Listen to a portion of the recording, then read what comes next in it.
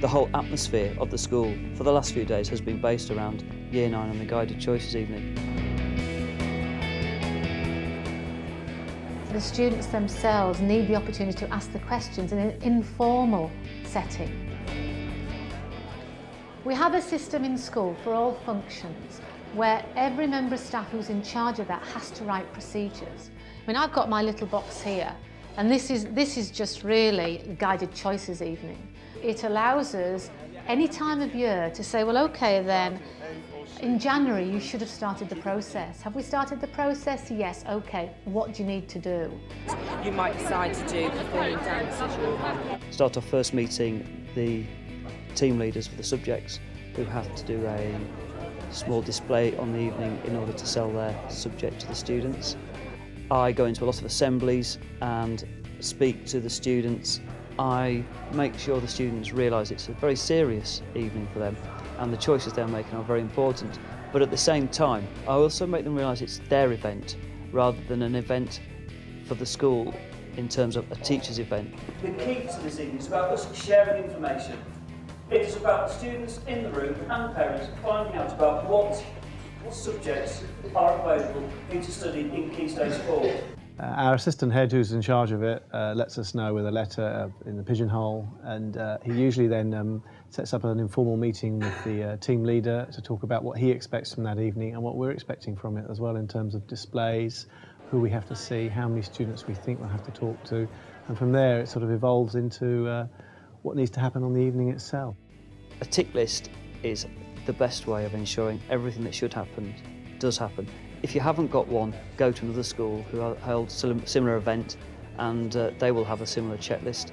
And then I always do a walkthrough a few days before where I imagine I'm attending the event and I have a pad and I just go through and think, I'm a student and a parent, what would I expect to see? I then go back and do exactly the same with a member of the site management team. So if you do it twice, you always think of things. There's always something that you think, I could do that, and you add it to the procedures. You can choose out in A or C, 2 different groups, 2 different teachers, 2 rooms, 2 different times of the timetable, but the same course. You need to think about all the people that the event impacts on. For example, yesterday I realised I hadn't asked the cleaners to prioritise where they were cleaning. Also meeting the site managers to ensure that the stage is in the right place, set up properly, the chairs are in the right place. I think them not wearing school uniform for the evening is something else that again sets a slightly less than formal atmosphere, but also business-like. I do ensure I say to them, I want you to look very smart. Using prefects to welcome people, show them where to park. Again, when students see other students, they tend to relax themselves a little bit more. The staff spend a lot of time preparing displays, making sure that when students and parents go to these particular subjects, they are lively, they're informative and they're interesting. We'll try and have some career-orientated posters up, and we'll put some of our props out, and we'll also put some of our practical bits and pieces out. We're running an audio-visual display as well this evening, so the children get to see roughly what they would be doing for their GCSE. So then it's shampooing and conditioning. There's a right way and there's a wrong way. You shampoo your hair at home, whether it's right or wrong, we teach you how to do it properly. They then have a week to go away and discuss with their parents, their carers, about what is the most appropriate choices for themselves. And then we have a day where the Year 9 students only come in for a meeting with their form tutor and they look at what are the choices they think they're going to make. And sometimes they've made unwise choices.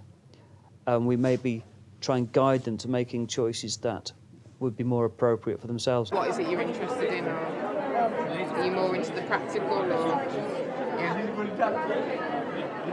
What's your science like? The Guided Choices evening is another opportunity for us to bond with parents, to slide in a few little things about progress about the students. So it's another opportunity for parents to feel that they're valued and for us to find out more information to have a better relationship, really.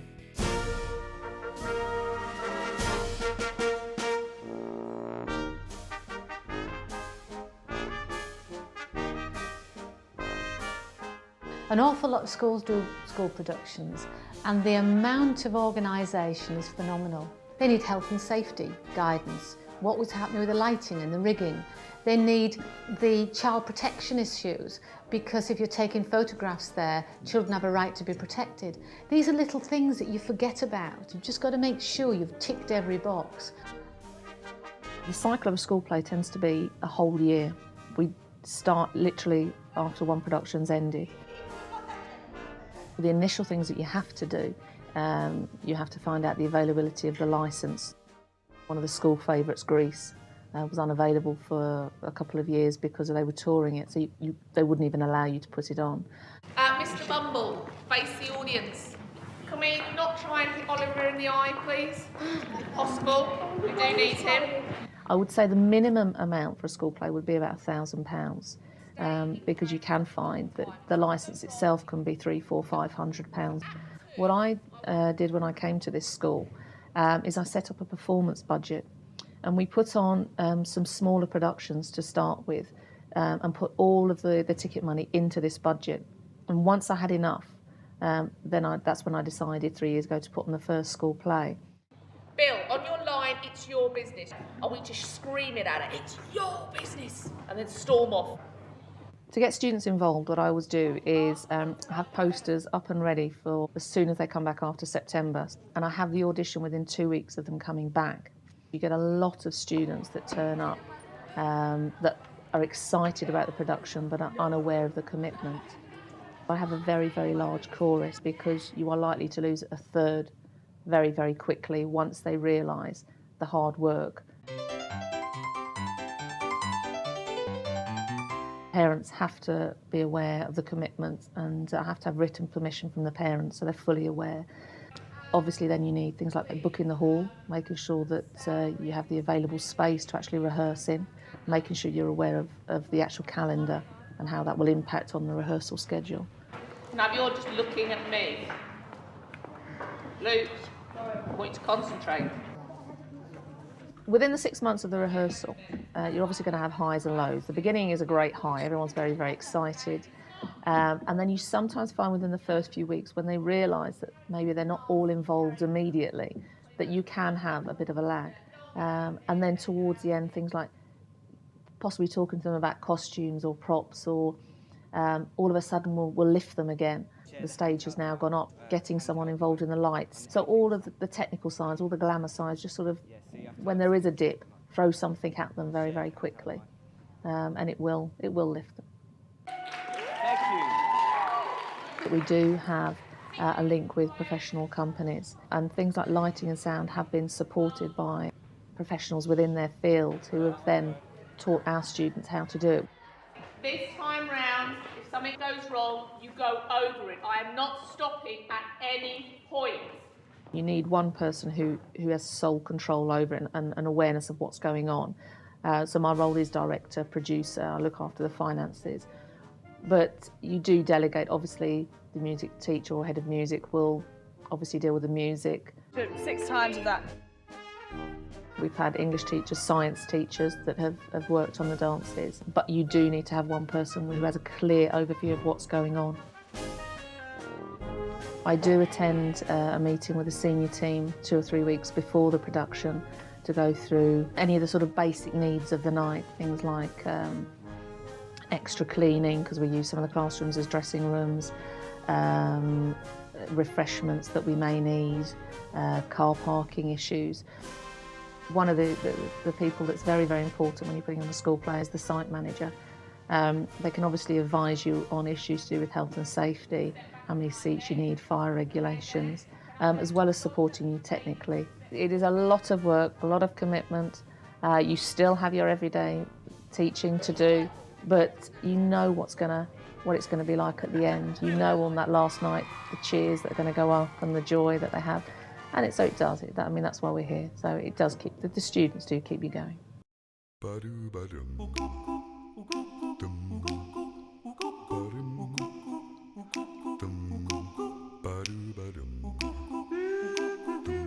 A school trip is very important in terms of the pupils interacting with the teachers, I think, on a informal basis rather than just in a classroom.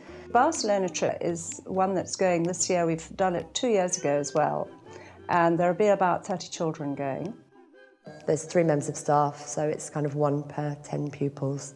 We have a mixture often of teachers and non-teaching staff who are very, very experienced with the children, and that's a good mix.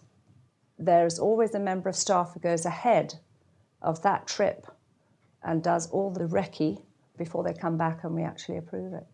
We have a meeting with the parents where I invite them to come in just to hear about what their children are going to be getting up to for the week. The hard work is the organisation, doing all the health and safety checks, meeting with the parents, lists of what they need to take, lists of rules, getting sign sheets in, making sure everyone's got passports. After that, we have a meeting with the pupils just to make sure they know what to bring with them on the Monday morning. When we get there, obviously, we'll want to go into our rooms. We're all sharing rooms in 2s and 3s, and then we'll be going shopping. So you'll be able to practice your Spanish, asking prices and buying things in the shops. Any kind of activity that's planned in detail should be hard work. In terms of passports, this time we're using a group passport for the majority of our pupils. That is an excellent resource, much easier than taking 30 separate passports and having to look after them. Wednesday, we've got a busy day. First of all, we'll be going to the Olympic Stadium, having a look round. Then we'll be going to the Sagrada Familia. The main problem I've had really is collecting the money. So I've broken it down in terms of, not having to pay the full amount in one go, which can be difficult. Obviously, when you go on a trip, you've got that extra responsibility on you, but you're looking after the pupils 24 hours a day. And that can be quite stressful at times. You need to think about every aspect of the trip, be it the coach journey, car parks, stairs in the hotel, food, sun. All the dietary requirements that those children have while they're abroad, or any kind of medical supervision they need. Contact numbers here that are available 24 hours a day. I'm one of them. There are all kinds of things that sometimes happen that are completely beyond the control of anybody travelling, but there are extremely good, careful, thorough procedures for dealing with those things. But in the end, unless all the health and safety rules are in place, the trip doesn't go ahead. Are they allowed to bring mobiles and MP3s? You can. It's another thing I've spoken to. We're regularly reinforcing the school rules, really, because they remain the same even when we're out of school. Health and safety issues as well as general behaviour. Last time we got them to sign an agreement that they'd agree to behave appropriately, so that's quite a nice thing to do. Obviously, the pupils will be excited because they are away from home and it's all new to them. But generally, I find if you set the boundaries before you leave, and then every night we have a meeting where we talk to the kids, we give out certificates each night for different things, prizes for different things, and any issues we've got about behaviour or any issues we've had throughout the day with any pupils, we can discuss either individually or as a group. Words of advice for somebody starting out with school trips would be just start early. Make sure I would start a year in advance. I give deadlines for money that are sooner than they need to be. Therefore, then you haven't got the worry at the last minute that people haven't paid. It's only as time unfolds that you realise what detail needs to go into it. And it's only that way, the checking and so on, that you can be absolutely sure that things won't go wrong. Because this is the second time I've done it, it's not completely an organisational nightmare. I think the first time I was a lot more stressed out before we went. I'm a lot more relaxed about going this time, and I'm looking forward to getting on the coach on Monday. All right, have lots of fun. It will be a really, really good week, and I'm looking forward to taking you. When you're away on trips, they see the human side of you a lot more. And I think when you come back to school, the pupils respect you a lot more, and they really respond in your lessons a lot more. So we do encourage people to do it, but they know here that if they embark on it, they have to be very thorough in their preparation and have very good reasons for wanting to do it. It's not just, we don't just do jollies.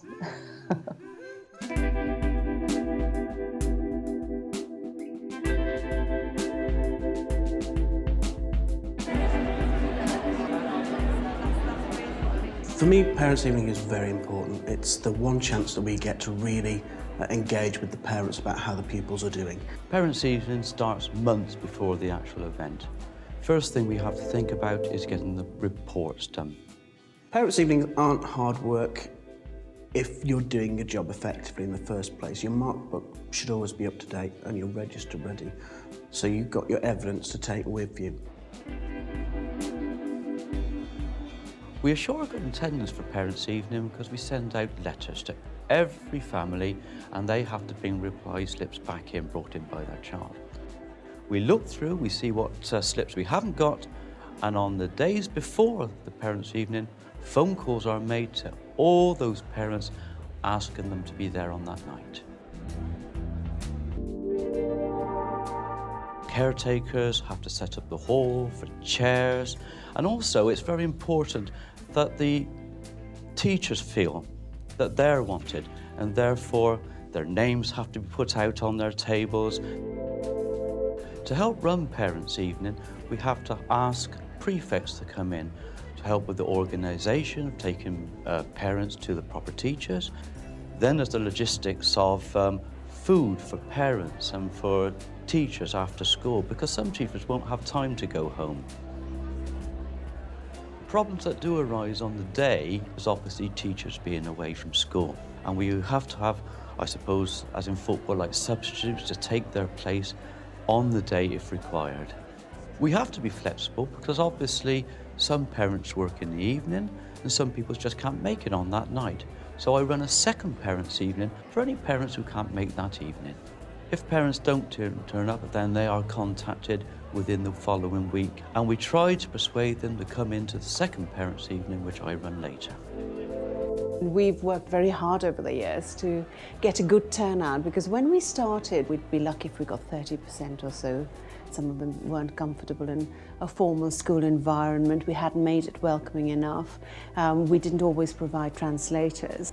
And we get 70–80% turnout now as a regular occurrence. Your first Parents' Evening as a teacher is your scariest, and I think the main worry is you can't remember everyone's name. Always ask for the report first to refresh yourself and have a look how they're doing in their other subjects. That's always a great way of getting out of that embarrassing situation. During the Parents' Evening, questionnaires are filled in by the parents, and this gives a good feedback on how the evening has gone. And if there has been problems for certain parents, then they are asked back to see their head of year so these problems can be solved. For every negative thing that we say at Parents' Evening, we need to make sure that there are several positives coming out as well. We don't want the pupil to go away completely downhearted thinking there's no way back. Giving it a very positive spin is, I think, the most important thing that somebody who's arranging a parent evening should concentrate on, because it isn't just about an administrative task which gets ticked off on a calendar, we've done it. It really needs to fulfill the purpose that it's there for, and that's the quality of the communication. When a parent is confrontational, aggressive, or is unwilling to believe what is being said about their child, I find that it's always important to let them let off steam first. We can take the parent away to a private room where we can discuss their report and put the report in context. If you're organising a Parents' Evening for the very first time, start very early so you're not rushing it at the end. Take advice from other heads of years who have run their Parents' Evening time and time again. And on the night, if anything goes wrong, don't panic. What always strikes me about Parents' Evening is the look of anticipation and possible dread on the face of the pupils as they arrive. What's he going to say? And I always enjoy the look of relief that comes over a child when they realise I'm going to say good things.